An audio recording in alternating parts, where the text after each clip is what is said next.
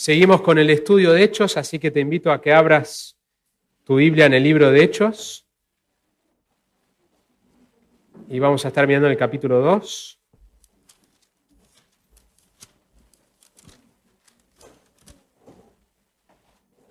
Los primeros 13 versículos del capítulo 2.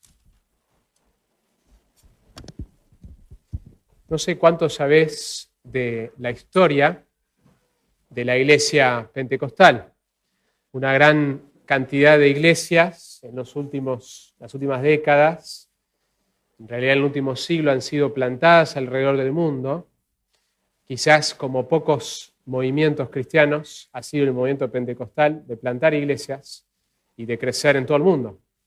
Latinoamérica ha sido mayormente alcanzado, afectado por la iglesia pentecostal. Muchos de ustedes, si cuentan su testimonio, hablan de su conversión a través de una iglesia pentecostal.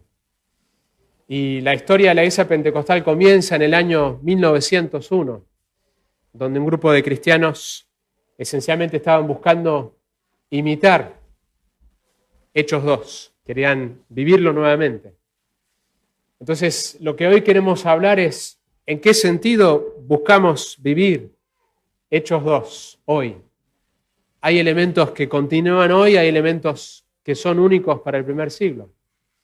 Y vamos a mirar eso de cerca en esta mañana. Es más, la palabra pentecostal, la iglesia pentecostal, viene justamente de Pentecostés, que es lo que sucede acá en Hechos 2. Así que te invito a que mires conmigo el capítulo 2. La semana pasada estuvimos mirando el comienzo de Hechos, hicimos una introducción al libro, vimos lo esencial que fue la ascensión de Jesucristo, que Jesucristo había pasado 40 días con los discípulos hablándoles del reino de Dios. Y había apariciones y desapariciones, aparecía y después desaparecía. Y llegamos al versículo 8 y tenemos el mandato, que ellos pensaban que entonces ahora Jesús iba a restaurar el reino de Israel, porque había promesas en el Antiguo Testamento de que Jerusalén iba a ser la capital del mundo, de que el Mesías iba a gobernar. Y ahora que el Mesías resucitó, pensaban, bueno, será ahora el tiempo que vas a restaurar el reino de Israel. Y Jesús no dice que no lo va a hacer, es más, hay promesas en el Nuevo Testamento que todavía la nación de Israel aguarda un futuro literal. Pero les dice que no les corresponde saber los tiempos ni las épocas que el Padre ha fijado con su propia autoridad, parecido al pasaje donde nos habla la segunda venida de Cristo, que nadie sabe ni el día ni la hora, ni aún el Hijo, que es omnisciente. De alguna manera, solo el Padre, el Hijo ha decidido reservar ese conocimiento, solo el Padre sabe el día y la hora de la segunda venida. Pero les da este mandato, que fue lo que miramos: recibiréis poder cuando el Espíritu Santo venga sobre vosotros, y me seréis testigos en Jerusalén, en toda Judea y Samaria, y hasta los confines de la tierra. Hechos es un libro transitorio entre los evangelios y las cartas. Es un libro transitorio entre Israel y la iglesia. Es un libro transitorio entre los propósitos de Dios con la nación de Israel, ahora los propósitos de Dios con la iglesia. Donde Efesios Pablo nos va a hablar de que no hay judío ni gentil, de no tenés más puntos por ser judío en la iglesia, de que la iglesia es una entidad compuesta de todas las naciones, de todas las etnias, y de que en el cielo va a haber personas de cada raza adorando al Cordero. Y Hechos de alguna manera es ese tiempo transitorio entre lo que sucede en el Evangelio. En el Evangelio de Mateo vemos que Jesús anuncia que el reino ha llegado, pero ellos rechazan el reino. Y en el capítulo 13 de Mateo va a dar 7 parábolas a la luz del rechazo de la nación de Israel del reino. ¿Cómo sigue la cosa? Y Romanos nos habla de que a la luz del rechazo de Israel, que ahora entonces se extiende la misericordia a todos, que siempre fue el plan de Dios, de darse a conocer a las naciones. Pero esta entidad que es la iglesia, que somos nosotros, está compuesto por judíos y gentiles. Y Romanos nos dice que gracias al rechazo de Israel nosotros somos injertados en este árbol de las promesas a Israel. Que nosotros tenemos una Biblia, un Antiguo Testamento que es hebreo, Tenemos un Mesías que es judío. Los discípulos son judíos. La mayoría de los autores del Nuevo Testamento son judíos. El cristianismo está firmemente arraigado en el judaísmo. Pero que en realidad el judaísmo completo es recibir a Jesús como Mesías. Hoy los judíos no reconocen que Jesús es el Mesías. Y entonces estamos en una etapa de transición donde ahora el Espíritu Santo va a venir a morar por primera vez dentro de los creyentes para testificar al mundo entero de estas noticias. Jesús dijo en Mateo que hagan discípulos de todas las naciones, que esto se tiene que extender a todo el mundo. En el Antiguo Testamento la gente venía a Jerusalén y observaba al Dios de Israel a través de acercarse a Jerusalén. Venía la reina de Sabá y se acercó y vio las glorias de Salomón, y así era el propósito de Israel, que las personas miraran y se acercaran y adoraran en Jerusalén. Pero cuando llegamos a los evangelios, Jesús le habla a la samaritana, le dice que ya no va a ser un lugar, sino que Dios está buscando adoradores de espíritu y de verdad. Y que a partir de Hechos lo que tenemos es que en vez de que la gente vaya a Jerusalén, salimos desde Jerusalén hasta los fines de la tierra. Que las últimas palabras de Jesús es que nosotros estamos en una misión. Por eso la semana pasada el título era Testigos del Rey. Estamos buscando cumplir la misión que Dios nos ha dado en esta tierra, de salir hasta los fines de la tierra para dar testimonio del Evangelio. Así que ahí terminó la semana pasada, terminamos con el versículo 11, donde ellos están mirando, contemplando de una manera distinta. Jesús antes había desaparecido de golpe, esta vez está ascendiendo, y los ángeles, los dos testigos, le dicen, va a volver de la misma manera que se fue. Y la iglesia, 2000 años después, acá estamos con la misma expectativa de que Jesús puede volver en cualquier momento. Segunda de Pedro nos dice que la razón de por qué Jesús no volvió todavía es porque quiere que más personas experimenten el arrepentimiento y el conocimiento de lo que es el perdón de todos los pecados de nuestra vida y tener una relación con Él. Seguro los discípulos no se imaginaban que iba a haber 2000 años. Ellos pensaban que en cualquier momento. Jesús le dijo, esperá a la promesa del Espíritu Santo. No le dijo cuánto tiempo. 10 días después vino el Espíritu Santo. Entonces los ángeles dicen, va a volver. Capaz son 10 días más y vuelve. Pero así debe ser la expectativa de la iglesia, que puede volver en cualquier momento. Mientras que estamos en una misión, debemos anhelar y esperar la segunda venida de Jesús. El libro de Apocalipsis termina diciendo, ven pronto, Jesús, ven pronto. El texto continúa en Hechos y en el versículo 12, que no lo vamos a ver ahora, pero para mostrar cómo llegamos al capítulo 2, están en el aposento alto, menciona los 11 porque quedaron 11, ¿no es cierto? Judas traicionó a Jesús, nunca entendió el mensaje, nunca fue convertido, hacía todas las cosas externamente, pero era un hipócrita. Él estaba esperando solamente un Mesías político. Y cuando vio este Mesías, no es el Mesías que yo esperaba, yo estoy interesado en el poder, el dinero, él lo traicionó por dinero justamente.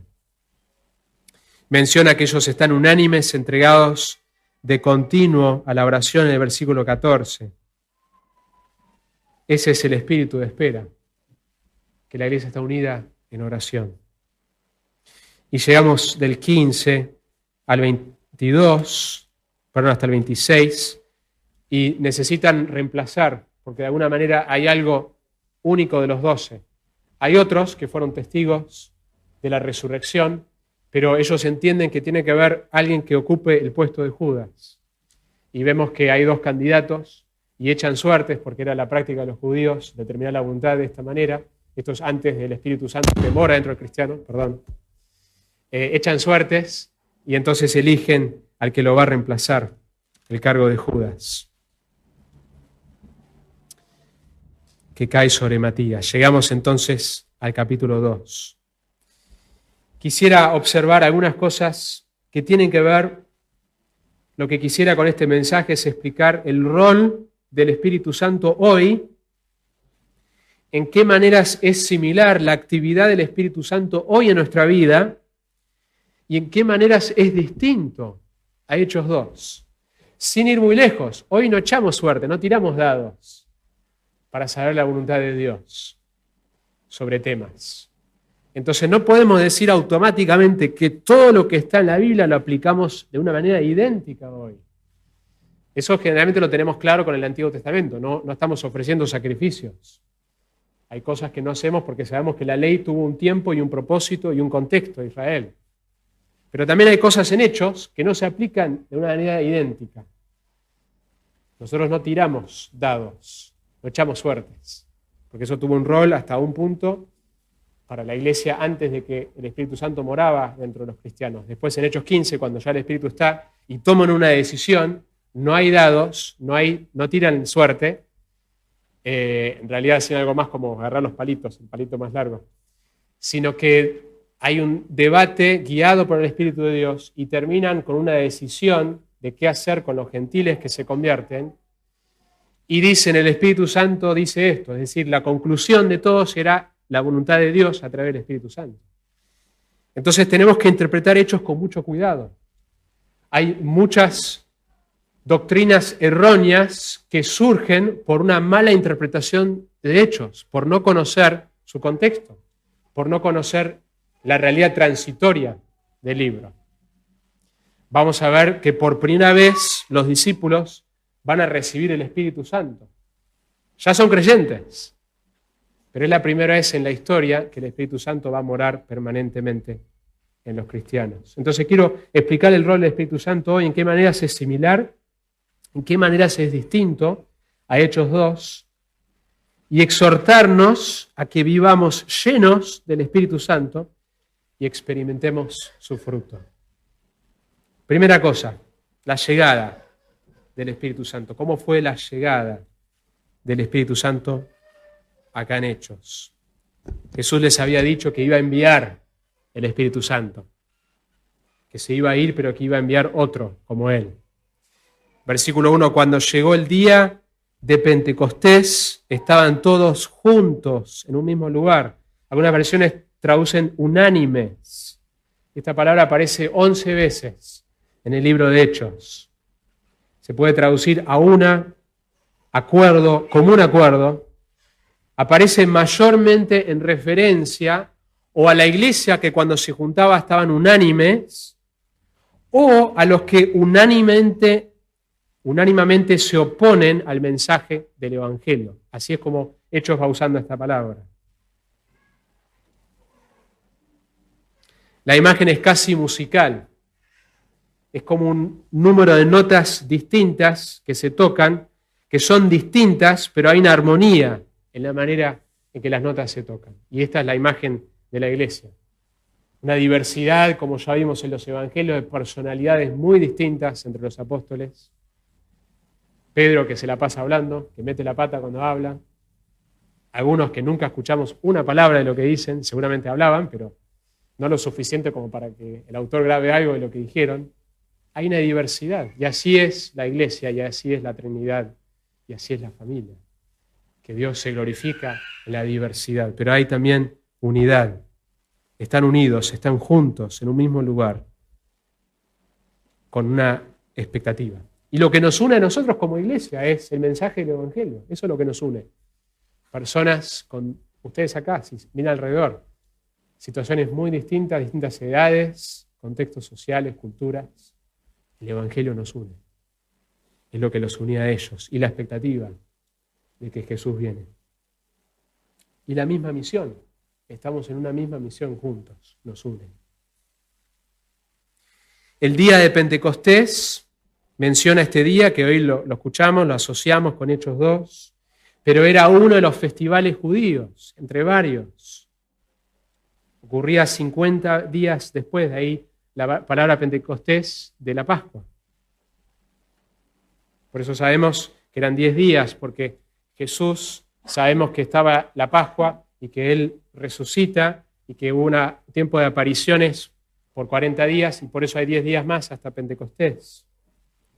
También sabemos que Pentecostés, la fiesta de Pentecostés, en el calendario judío ocurría un domingo, que Dios decidió resucitar a su Hijo un domingo y también enviar al Espíritu Santo un domingo, que era el primer día de la semana, y que nosotros sería el día después del descanso, que era el sábado.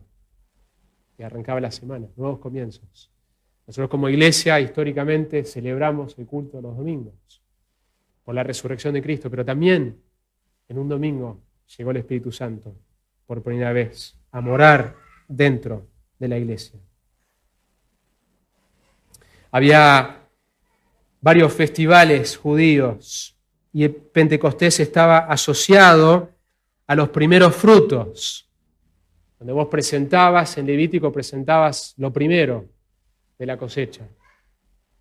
Y es interesante porque en Pentecostés vamos a ver los primeros frutos espirituales. Se van a convertir 3.000 personas. Son los primeros frutos de una cosecha aún mayor que va a venir en el libro de Hechos. Dijimos que comienza con 120 personas que describe que están juntos a extenderse hasta el fin de la tierra. Acá estamos en Citibela, Argentina. Comenzó un día acá, en Jerusalén, hace 2000 años. Lo que ha sucedido frecuentemente es el error de querer repetir tal cual lo que sucede acá en Hechos. Entonces anhelamos las cualidades positivas de la iglesia primitiva. Y así comenzó la denominación pentecostal. Desear repetir todos los elementos de Pentecostés. Pentecostés, en Hechos 2, es irrepetible. Querer repetirlo tal cual está acá es querer repetir el Calvario. No se puede repetir, porque es la primera vez en la historia del pueblo de Dios que llega el Espíritu Santo a morar dentro del cristiano. A medida que va avanzando el plan de Dios en el Nuevo Testamento, el Espíritu Santo no viene después de nuestra conversión, viene en el momento en que creemos en el Evangelio. 1 Corintios 12:13 nos habla de que todos fuimos bautizados por el Espíritu Santo. No hay un segundo bautismo.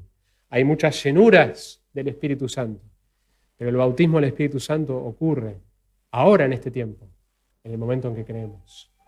Acá es un periodo particular donde ya hay creyentes, pero el Espíritu Santo todavía no vino a morar de manera permanente dentro del cristiano. ¿Qué cosas buscamos entonces imitar hoy? ¿Y qué cosas no debemos intentar? Como no debemos intentar que ocurra otro Calvario. Bueno, miremos de cerca qué pasó en este primer Pentecostés, en el único Pentecostés, en esta primera llegada y única llegada a la iglesia del Espíritu Santo. Dice que de repente vino del cielo un ruido como el de una ráfaga de viento impetuoso. Entonces el primer evento que vemos es la imagen del viento. Ezequiel, cuando vino Alejandro Pelufo y habló del poder de la palabra, hizo referencia a un texto en Ezequiel 37, nos habla de esta misma imagen. Entonces él me dijo, Dios, a Ezequiel, profetiza al Espíritu, profetiza, hijo de hombre, y di al Espíritu, así dice el Señor Dios, ven de los 4 vientos, oh Espíritu, y sopla sobre estos muertos y vivirán. Y ahí está la imagen del Espíritu de Dios. Frecuentemente la imagen del Espíritu de Dios está asociado con el viento. Es más, la palabra en el griego y en el hebreo también está asociado con aliento. Juan 3:8, cuando Jesús habla con Nicodemo, dice, el viento sopla donde quiere y oyes su sonido, pero no sabes de dónde viene ni a dónde va. Así es todo aquel que es nacido del Espíritu. Nuevamente, la imagen del viento, de que es invisible y de que uno no sabe de dónde viene y para dónde va, conectado con la obra soberana del Espíritu de Dios. Es una de las imágenes reales que ocurrió, que después este ruido es tan fuerte que la gente está mirando y viendo qué fue ese ruido. Y se acercan para ver. Hay 2 posibilidades, una que está en una casa y la otra que está en el templo propiamente. No sabemos con certeza. A veces la Biblia usa la palabra casa para referirse al templo y Lucas, al final de Lucas, describe que estaban alabando siempre en el templo. Pero independientemente si estaban en una casa o si estaban en el templo, mucha gente que está ahí, porque venían gente de todos los festivales judíos, el más asistido era Pentecostés. Venían los judíos esparcidos de todo el mundo a adorar, y la soberanía de Dios decidió que esto ocurra cuando ya estaban todos ahí, porque las condiciones climáticas eran las mejores para venir a ese festival. Capaz no todos venían fielmente a todos los festivales, pero a Pentecostés venían. Y todos estos judíos que eran devotos, eran piadosos, dice el texto, van a escuchar este ruido y van a decir, ¿qué fue eso? ¿Qué fue ese ruido? La segunda imagen que vemos en el versículo 3 dice que se les aparecieron lenguas como de fuego, que repartiéndose se posaron sobre cada uno de ellos. El fuego es un símbolo en la Biblia de la presencia de Dios. Lo vemos desde el principio, ¿no es cierto? Con Moisés, cómo se le apareció Dios a Moisés. La zarza, el fuego. En Éxodo, cuando viajaban de día una nube y de noche pilar de fuego. En el monte, en Éxodo, habla de que Dios es un fuego consumidor, que Hebreos también hace alusión a esto. Entonces el fuego es un símbolo de la presencia de Dios. Un ruido espectacular, una imagen espectacular, algo espectacular está sucediendo, único en la historia de la fe. Así como lo espectacular que fue la crucifixión y la resurrección, esto es algo espectacular lo que está sucediendo. Y la tercera cosa que sucede son las lenguas. Las lenguas. Versículo 4. Todos fueron llenos del Espíritu Santo y comenzaron a hablar en otras lenguas, según el Espíritu les daba habilidad para expresarse. El tema de las lenguas ha sido un tema que no siempre ha sido así, pero en el último tiempo ha dividido y ha traído confusión las enseñanzas con respecto a qué son las lenguas. No vamos a hacer algo extensivo sobre las lenguas hoy, pero sí quiero mencionar algunas cosas. Vemos en el versículo 6 y en el versículo 8 cómo eran estas lenguas. Fíjense. Y al ocurrir este estruendo, la multitud se juntó y estaban desconcertados. Entonces, primero se juntan porque hay un ruido muy fuerte, que se acercan para ver qué fue una explosión, qué fue ese ruido.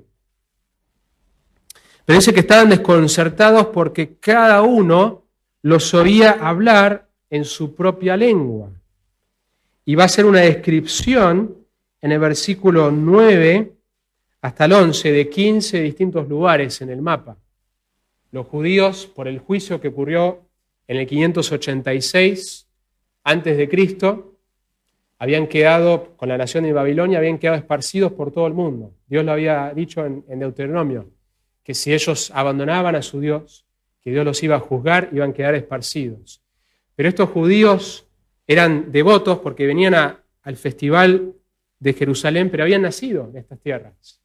Eran judíos de sangre, pero también hablaban los idiomas de estos lugares en donde habían nacido, donde se habían criado. Y dice que escuchaban su propio idioma. El versículo 8 dice, ¿cómo es que cada uno de nosotros los oímos hablar en nuestra lengua en la que hemos nacido? ¿Cómo puede ser? Y sería algo espectacular porque estarían escuchando muchas voces, pero no sé si te ha ocurrido, si has estado en un contexto donde algunos que han viajado, donde no hablan tu idioma y de pronto escuchás tu idioma. Una vez estábamos en un lugar y así detectamos en medio de muchas voces el acento argentino, que es fácil de detectar, ¿no es cierto? Y así hubiera sido para ellos. Cada uno enseguida, en medio de todas las personas que estaban hablando en distintos idiomas, escuchás tu idioma. ¿Cómo puede ser que cada uno de nosotros escucha su propio idioma? Son idiomas reales, de culturas específicas. Sería hoy como si de pronto la iglesia hablara en japonés, en chino, en francés. Qué lindo, ¿no? Los misioneros no tendrían que aprender el idioma. Ya inmediatamente tienen la capacidad de hablar el idioma. Es interesante porque más adelante en el libro Hechos, cuando Pablo está en un contexto donde no hablan, o hablan los dos idiomas, Pablo no habla en el idioma, no tiene la capacidad de hablar en ese idioma. No vemos instancias que esto continúa donde como misioneros queda permanentemente la capacidad de hablar en ese idioma extranjero. Fue algo especial y único que Dios hizo acá en Hechos 2. También es importante recalcar que 1 Corintios 12 al 14 nos habla del don de las lenguas, que es distinto a lo que sucede acá en Hechos. Algunos dicen que es lo mismo, pero ya es otro contexto, otra situación. Es un ámbito diferente. En Hechos fueron habladas en público para demostrar la venida del Espíritu y anunciar las maravillas de Dios. En 1 Corintios, en cambio, fueron en privado, 14.2, 1 Corintios 14.2. Y para edificación, Pablo no prohíbe las lenguas en 1 Corintios, sino que dice, ustedes primero, Corintios, se están exaltando como que este don estuviera por encima de todos los dones, y no es así. Y aclara cuando habla de los dones, dice, ¿hablan todos en lenguas? Y la respuesta es retórica, no todos hablan lenguas, ¿son todos maestros? No. Entonces la situación de Corinto es una situación donde algunos tenían el don de hablar de lenguas, y Pablo va a describir cómo debe ser usado en 1 Corintios. Va a describir que no haya alguien que hable en lenguas, sino hay otra persona con el don de la interpretación, que pueda interpretar lo que se está diciendo. Es una situación distinta.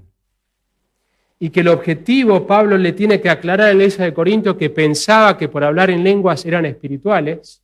Es más, otras religiones también hablan en lenguas. Así que sabemos que las lenguas, que alguien clama hablar en lenguas, no necesariamente significa que proviene del Espíritu de Dios, porque otras religiones también claman hablar en lenguas. Pablo dice que si no hay intérprete, que se haga en privado, y que lo que se haga, que el objetivo de los dones, cada don, es para la edificación del cuerpo. Y los corintios estaban abusando, como hoy se abusa de aquellos que claman tener el don de lenguas.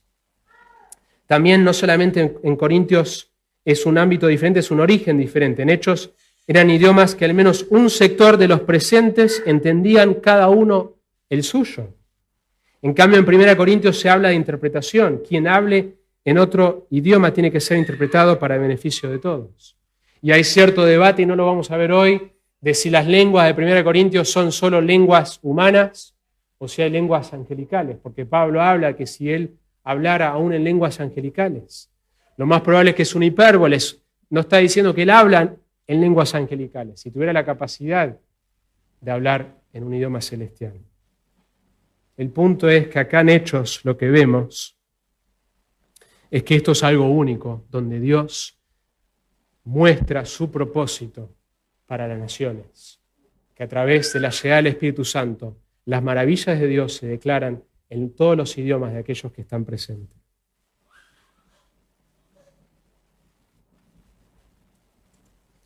Lo que vemos en la historia de la Iglesia es que hay ciertos dones que fueron desapareciendo, ciertos dones que fueron dados a la Iglesia, que a medida que vemos el mismo avance del Nuevo Testamento, no aparecen de la misma manera que aparecieron al principio.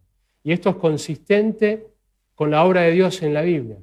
Dios, cuando comienza cosas, hay una manifestación de muchos milagros.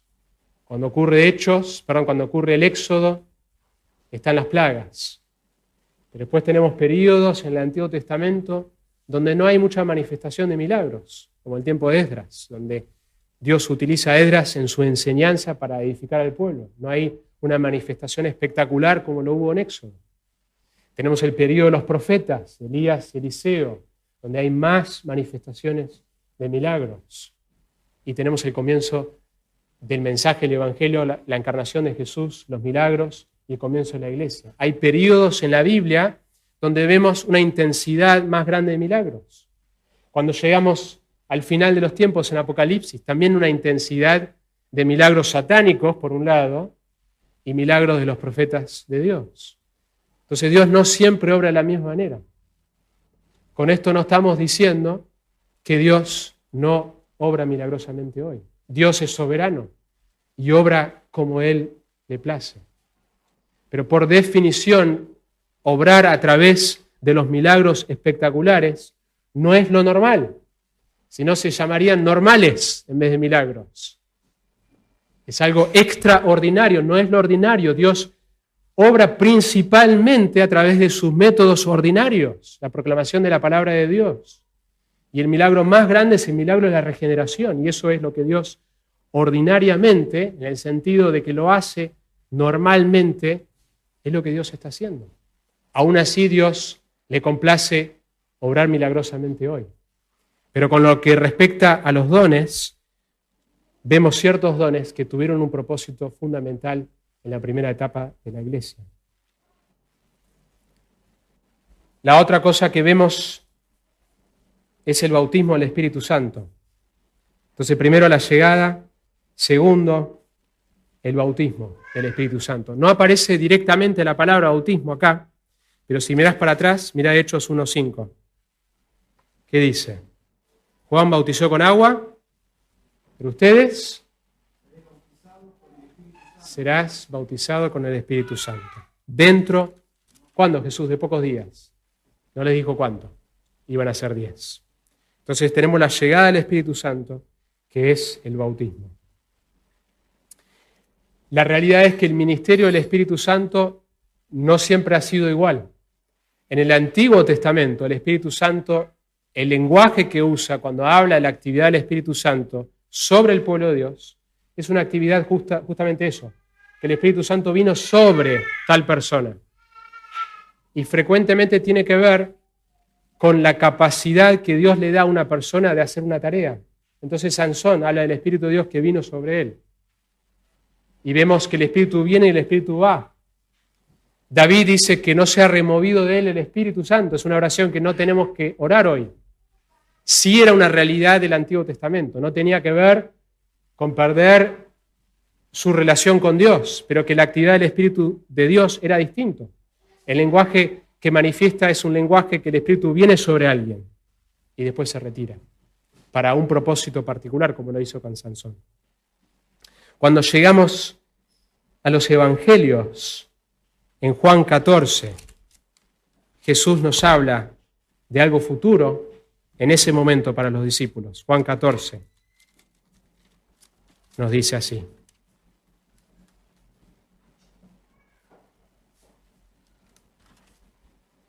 Versículo 16, yo rogaré al Padre y Él os dará otro consolador para que esté con vosotros para siempre. Es decir, todavía Dios no había enviado su Espíritu, a pesar de que el Espíritu Santo ya estaba activo en el Antiguo y en los Evangelios. Es decir, el Espíritu de verdad a quien el mundo no puede recibir porque ni le ve ni le conoce, pero vosotros sí le conocéis porque mora, presten atención, con vosotros, presente, y estará, futuro, en vosotros. Hasta ahora el pueblo de Dios nunca había experimentado lo que vos y yo podemos experimentar, que es que el Espíritu Santo, cuando vos creés en el Evangelio, viene a morar permanentemente a tu vida. Es increíble si uno se pone a meditar en la realidad de que Dios mismo vino a morar dentro tuyo, dentro mío. Ese privilegio no lo tenían ni los discípulos hasta ahora, de que el Espíritu de Dios viene a morar dentro nuestro. Entonces lo que vamos a ir viendo en Hechos es que este es el tiempo transitorio donde las personas todavía no han recibido lo que Dios está enviando al mundo. Y acá tenemos en Hechos 2 que toda la iglesia recibe juntos, ya eran creyentes, el bautismo del Espíritu Santo. Y está acompañado de estas tres cosas, el viento, el fuego y las lenguas. En Hechos, capítulo 10, Pedro le va a caer la ficha de que este mensaje no es solamente para judíos. Los primeros mensajes que se le predica solamente a judíos. Están en otras naciones, están viviendo en otros países, pero son judíos. Y en Hechos 10, 44 al 47 dice esto, mientras Pedro aún hablaba estas palabras, el Espíritu Santo cayó sobre todos los que escuchaban el mensaje. Y todos los creyentes que eran de la circuncisión, que habían venido con Pedro, se quedaron asombrados porque el don del Espíritu Santo había sido derramado también sobre los gentiles. Ellos no sabían que esto que ellos recibieron en Pentecostés también era para los gentiles. pues les oían hablar en lenguas. Ven algo parecido a lo que ellos ya habían experimentado. Y exaltar a Dios, lo mismo, están hablando en otros idiomas y están exaltando a Dios.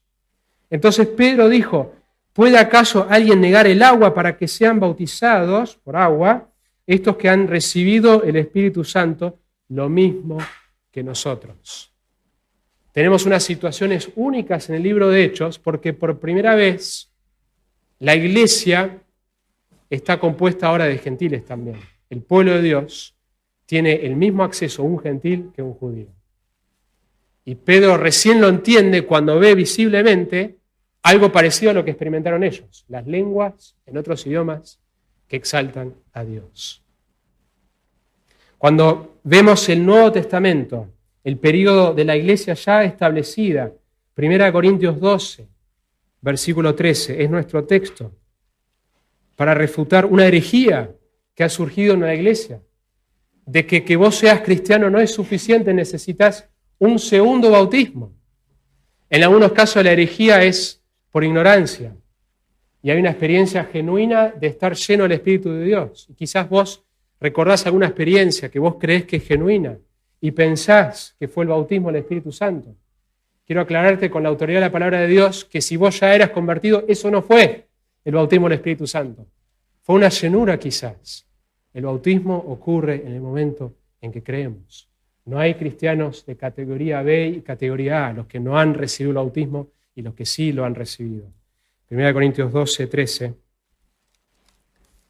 lo refuta de manera clara esta doctrina errónea.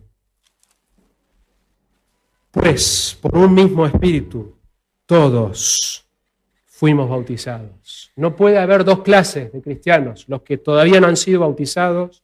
Si no han sido bautizados es porque no han creído en el Evangelio. Y la manifestación del bautismo del Espíritu Santo hoy, frecuentemente, mayormente, no hay nada visible.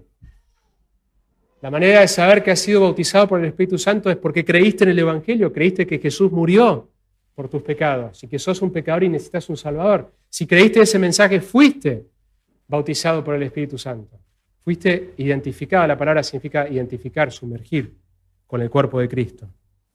Todos fuimos bautizados en un solo cuerpo, ya judíos o griegos, ya esclavos o libres, y a todos se nos dio a beber del mismo Espíritu. Si sos un hijo de Dios y has nacido de nuevo, tenés el Espíritu de Dios. Y el bautismo ocurrió en el momento en que vos creíste en el Evangelio. La tercera cosa que vemos en este pasaje es, vemos la llegada única en la historia de la humanidad, donde Dios envía el Espíritu de una manera que nunca ha hecho al pueblo de Dios. Vemos el bautismo que ocurre en este caso después de que ya eran salvos, pero ahora en el Nuevo Testamento ocurre en el momento que creemos en el Evangelio. Tercero, la llenura del Espíritu Santo. Versículo 4. Todos fueron llenos del Espíritu Santo. Frecuentemente se confunde la doctrina de la llenura del Espíritu Santo con la doctrina del bautismo del Espíritu Santo y son dos cosas distintas. El bautismo ocurre una sola vez. En el momento que vos creés en el mensaje, en el mundo invisible, estás identificado con el cuerpo de Cristo y se manifiesta visiblemente con el bautismo por agua y la membresía de la iglesia local. Esa es la manera visible que manifiesta lo que ocurrió en el mundo invisible. La llenura, en cambio, es algo que debemos experimentar regularmente. Es más, el Nuevo Testamento tiene un mandato. Ser, ¿qué dice? Llenos. Es un mandato que yo tengo que obedecer o no obedecerlo. Diariamente yo necesito obedecer el mandato de ser lleno del Espíritu Santo. No hay ningún mandato en las Escrituras que debes bautizarte en el Espíritu Santo o por el Espíritu Santo. Sí hay un mandato de creer en el Evangelio y cuando crees ocurre el bautismo y el sello del Espíritu Santo. La llenura, a diferencia del bautismo, es algo que se repite. Es más, en el mismo libro de Hechos, capítulo 4, versículo 8. Entonces Pedro, lleno del Espíritu Santo, les dijo y proclama un mensaje. 4:31. Todos fueron llenos del Espíritu Santo y hablaban la palabra de Dios con valor. Cuando yo predico, pido que el Señor me llene de su Espíritu para proclamar la verdad. Si busco compartir con otros el Evangelio, debo orar por la llenura del Espíritu Santo. En mi matrimonio necesito orar por la llenura del Espíritu Santo, porque tiene que ver con la reproducción de la vida de Cristo en mi vida. Los frutos del Espíritu Santo están asociados con la llenura, el amor, el gozo, la paciencia, los frutos que describe Gálatas. Alguien dijo que el bautismo del Espíritu significa que yo pertenezco a su cuerpo, y la llenura del Espíritu significa que mi cuerpo le pertenece a Él. Una vez más, el bautismo del Espíritu significa que yo pertenezco a su cuerpo, y la llenura del Espíritu significa que mi cuerpo le pertenece a Él. La llenura está asociada con una rendición de tu persona a la voluntad de Dios. Y quizás hay periodos en nuestra vida donde lo experimentamos más, un tiempo de quebrantamiento. Yo recuerdo, estaba viviendo en zona oeste, en Merlo, y era un tiempo de quebrantamiento en mi vida, y estaba sentado, recuerdo el lugar claramente, en una silla, en una mesa, leyendo mi Biblia, quebrantado por algo, y recuerdo levantar las manos, y era una oración genuina. Señor, soy tuyo, lo fui repitiendo, soy tuyo, haz lo que quieras con mi vida. Esa es la experiencia, debería ser la experiencia del cristiano. Una experiencia donde decimos, Señor, que no se haga mi voluntad, tu voluntad, soy tuyo. Y ahí es donde podemos experimentar la llenura del Espíritu Santo. Es un mandato que debe ocurrir con regularidad en nuestra vida, donde nos rendimos, confesamos nuestro pecado, venimos por la sangre de Cristo a Dios, pidiendo que nos limpie, que nos lave, que nos llene y que estemos controlados por Él y no por nuestra carne. La Biblia está lleno de pasajes que nos hablan del rol del Espíritu Santo en nuestra vida cristiana. Romanos nos dice que debemos poner a muerte las obras de la carne por el Espíritu, no por nuestra fuerza. Gálatas nos habla de caminar en el Espíritu y no en la carne. Es una necesidad continua. Hoy mismo vas a estar desafiado en el resto de tu día a tomar mini decisiones de entregarte a tu carne o pedir, Señor, lléname de tu Espíritu, que tu Espíritu gobierne hoy mi vida. La cuarta cosa que vemos de este pasaje es, vemos la llegada al bautismo, la llenura, el fruto del Espíritu Santo. Versículos 5 al 13.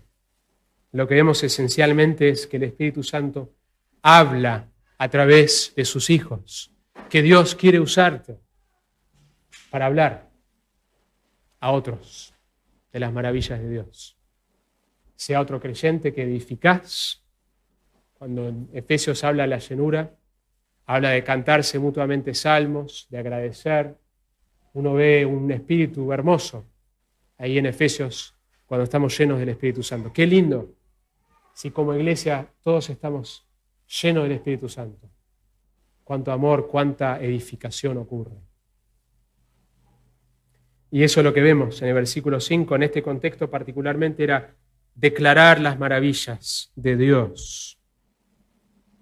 Versículo 11, les oímos hablar en nuestros idiomas de las maravillas de Dios.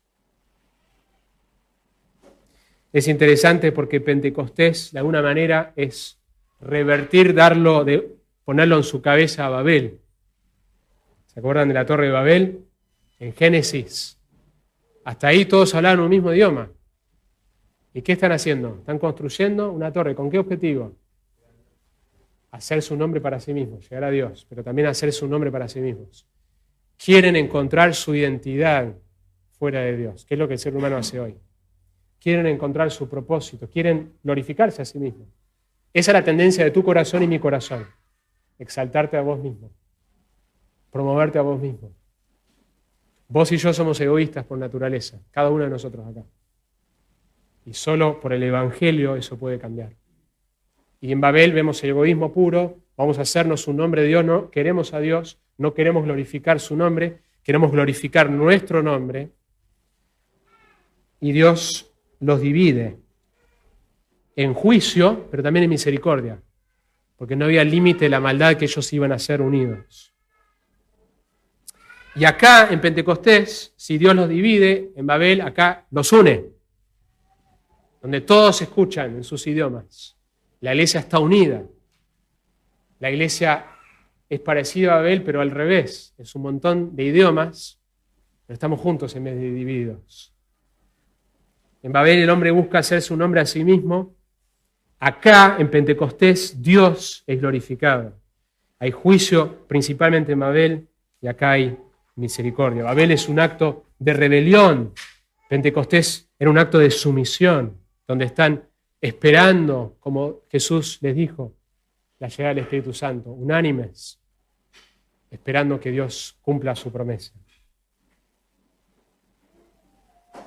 Dios quiere que nosotros experimentemos en mi vida, en nuestras vidas, la llenura del Espíritu Santo. Yo me doy cuenta que mis fracasos en el evangelismo tienen que ver con que no estoy dependiendo del Espíritu Santo. Frecuentemente mi temor o mi incapacidad de tomar la iniciativa o hablar aspectos difíciles es porque estoy dependiendo de mí y no del Espíritu Santo. En mis relaciones en casa, mi pecado, cuando fallo, en cómo le respondo a mi esposa o a mis hijos o a otro hermano, tiene que ver con esto. Estoy siendo controlado por mi carne y no estoy siendo lleno del Espíritu Santo. Un maestro, Morgan, nos recuerda que nuestras lenguas pueden ser encendidas por el fuego del cielo o por el fuego del infierno. Qué cosa, ¿no? Santiago nos dice, Santiago 3:6, y la lengua es un fuego, un mundo de iniquidad. Y mi lengua puede ser un fuego de producir mucho daño, ¿no es cierto? O puede ser un instrumento encendido por el fuego del cielo, como Pentecostés, que trae bendición y habla de las maravillas de Dios. Lo que también vemos en este pasaje, en la última parte, es que el Espíritu Santo manifiesta su interés por las naciones. El Espíritu Santo es el espíritu de las misiones. Una de las maneras que yo sé que estoy creciendo más en mi cercanía a Dios es que soy más intencionalmente misionero. Esto no significa que Dios ha llamado a todos a ir a otro lado. A algunos Dios va a llamar a irse a otro lugar. Pero sí significa que yo me involucro y me intereso en lo que Dios está haciendo alrededor del mundo, en mis oraciones, mi manera de dar, mi manera de informarme. Estoy pensando en la obra de Dios alrededor del mundo. Porque el Espíritu Santo manifiesta desde Hechos su interés, desde Hechos 2, su interés por las misiones. Entonces lo que aprendemos en Hechos 2 es que el Espíritu Santo ya vino. No tenemos que orar para que Él venga. Sí podemos orar para que Él muestre, se manifieste en nuestras vidas. Pero no tenemos que pedirle que Él venga. Ya está en vos si sos un hijo de Dios. Ya lo tenés dentro tuyo. Sí necesitamos confesar cuando nos hemos alejado y arrepentirnos. La Biblia nos habla de entristecer, no entristezcas el Espíritu Santo. Hablamos del bautismo que ocurre acá en Hechos 2 y que ocurre ahora en nuestras vidas en el momento en que creemos el Evangelio. Hablamos de la llenura del Espíritu Santo, que es un mandato para vos y para mí. Esta semana, sé lleno del Espíritu Santo. El producto de esta llenura tiene que terminar finalmente en una visión misionera, de que no vivo simplemente para mis cosas, mi trabajo, mi familia. Tengo que tener una visión más grande de que estoy atento a la obra de Dios en el mundo. Creo que lo he comentado antes, pero cada conferencia misionera en la iglesia adentro hacemos algo que cada vez la gente dice, esa fue mi parte favorita. Y cada vez hay un sentido de que el Espíritu de Dios estaba haciendo algo especial en ese momento. Y es cuando pasan los misioneros que cantan, menos mal que no me piden a mí pasar y cantar en castellano. Creo que arruinaría el momento. Pero piden a personas que son misioneros que pueden cantar de distintas culturas, y en este caso eran como 9, cantando una misma canción en 9 idiomas distintos. Y cada vez que lo hacen es maravilloso, porque el Espíritu Santo es el espíritu de las misiones. La gran comisión en Mateo termina diciendo: id, por lo tanto, y hacer discípulos de todas las naciones. Y ese mandato que es increíble, que estamos todavía, nos queda mucho para cumplirlo, hay muchas etnias que todavía no tienen el Evangelio, está acompañado por una promesa. ¿Qué dice? Yo voy a estar con vos, yo voy a estar con vos. Y hay una manera en que la presencia de Dios se manifiesta de manera especial cuando tenemos nuestra mirada puesta en las misiones, en lo que Dios está haciendo en mi Jerusalén, Judea, Samaria y hasta los fines de la tierra. Vamos a orar.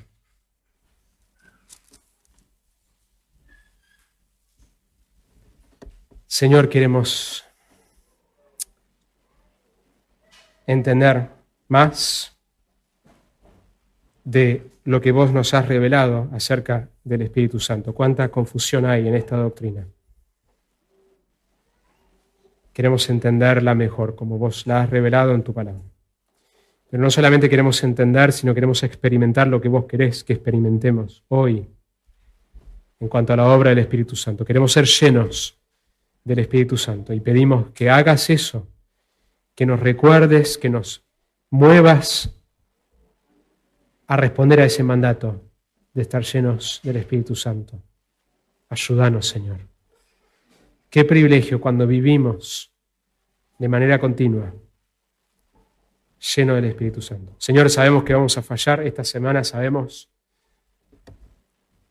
conocemos cuán frágiles somos, así que pedimos que cuando fallamos volvamos rápidamente a ti y te pidamos que nos llenes una vez más y que nos ayudes a progresivamente vencer más el pecado en nuestras vidas y tener nuestra mirada puesta en lo que vos estás haciendo alrededor del mundo.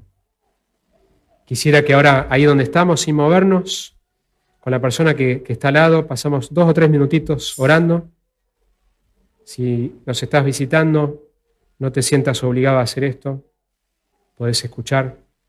Pasamos unos minutitos ahí, hablando con Dios, juntos, de a 2, de a 3.